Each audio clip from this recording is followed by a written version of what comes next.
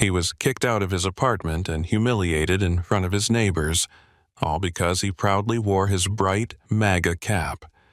What began as bitter accusations and mocking from a prejudiced neighbor quickly spiraled into chaos echoing down the hall. But behind that bold exterior lay an unexpected status that would shatter everyone's notions of fairness. When the truth emerged, the tension exploded, leaving one burning question. How did everything take such a dramatic turn? Find out what happened next.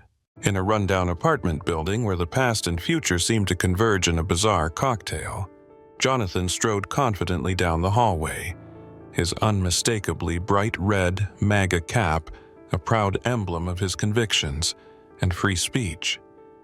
His appearance immediately caught the eye, not only of the local stickler for order, but also of Mr. Borisov, a neighbor known for his explosive emotions and narrow aesthetic sensibilities.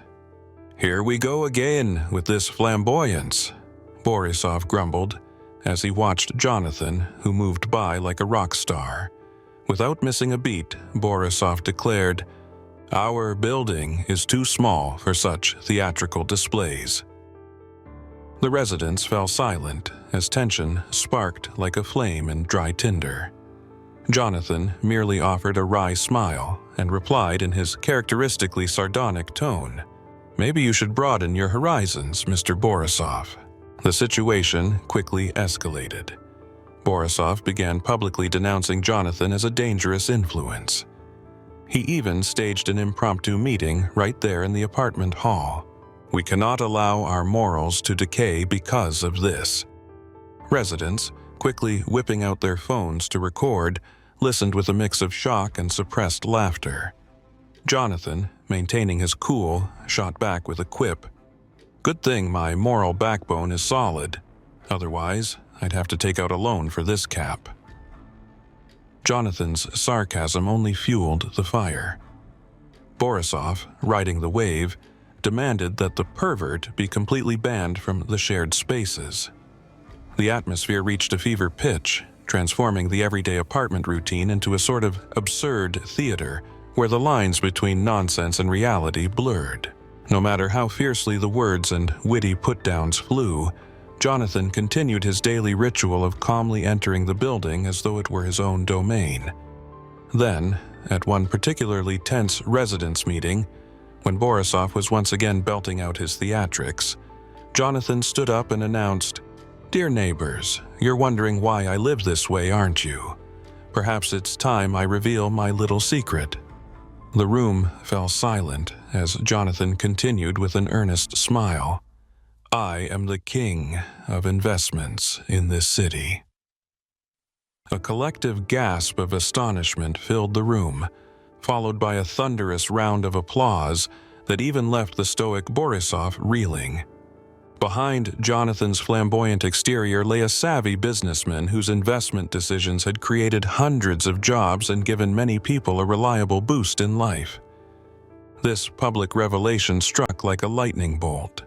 Borisov's bluster melted into panic, and his previous critiques now appeared ludicrous in the face of indisputable success. The apartment hallway transformed into a stage as residents, armed with smiles and tongue-in-cheek remarks, watched Borisov try vainly to defend himself before the stunned crowd. "I suppose my sense of style was just so unsuitable," he muttered with a sheepish grin, attempting to mask his discomfort, a discomfort that only grew as the mockery intensified. Jonathan added, never losing his composure, "Don't worry, Mr. Borisov. There's always something new to learn, like respecting differing opinions."